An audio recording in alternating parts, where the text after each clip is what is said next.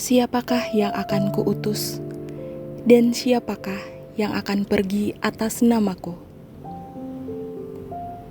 Ketika Yesus hidup di Israel 2000 tahun yang lalu, Dia berjumpa antara lain dengan kemiskinan, ketidakadilan, penderitaan, namun juga persahabatan, kebaikan, dan kemurahan hati.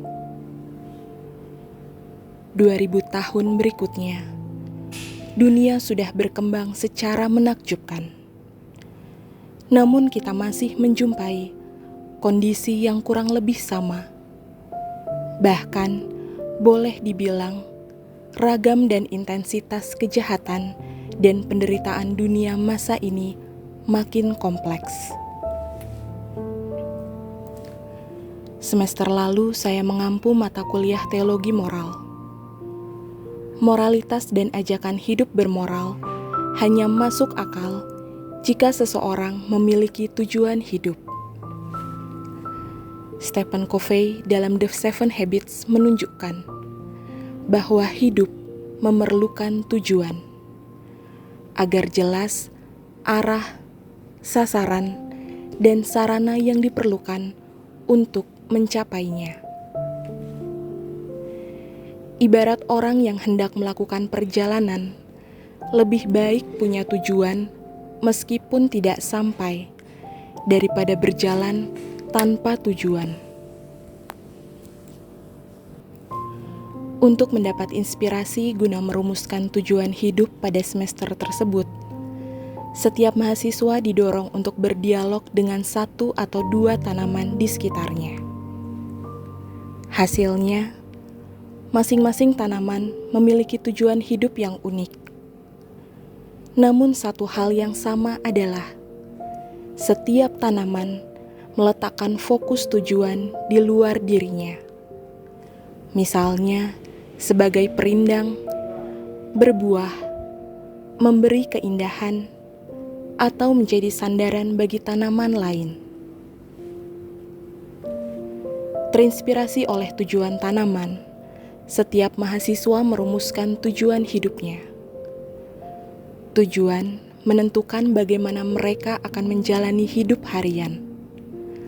Bagaimana membuat prioritas aktivitas, menggunakan waktu, memilih konten ketika browsing internet, berperilaku dalam berpacaran, mengelola uang saku, atau bagaimana berelasi dengan keluarga dan teman-teman. Mereka mengakui jatuh bangun dalam menghidupi tujuan hidupnya. Namun tujuan telah memberi arah pada pilihan-pilihan kecil hidup harian mereka. Manusia dicipta dengan tujuan, kata Santo Ignatius, yaitu untuk memuji, mengabdi, dan memuliakan Allah, Sang Pencipta. Kita dicipta untuk berkontribusi secara unik dalam proyek Allah yang sedang menyempurnakan dunia.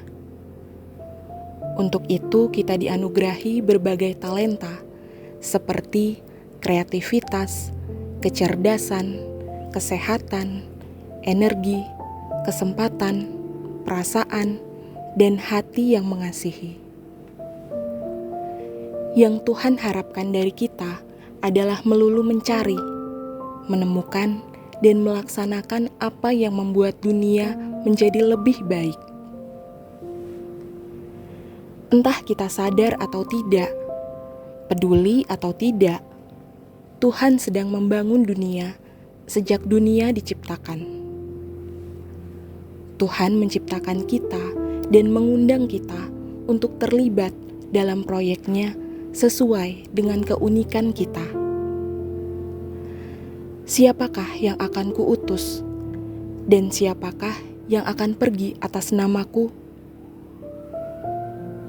Dunia tempat kita diutus adalah tempat kita menemukan kesedihan dan kegembiraan, kecurangan dan kejujuran, eksploitasi dan ugahari, kekerasan dan belas kasih, kemiskinan dan kemurahan hati, egosentrisme, dan altruisme.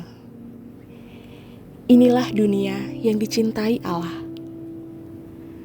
Siapakah yang akan kuutus, dan siapakah yang akan pergi atas namaku?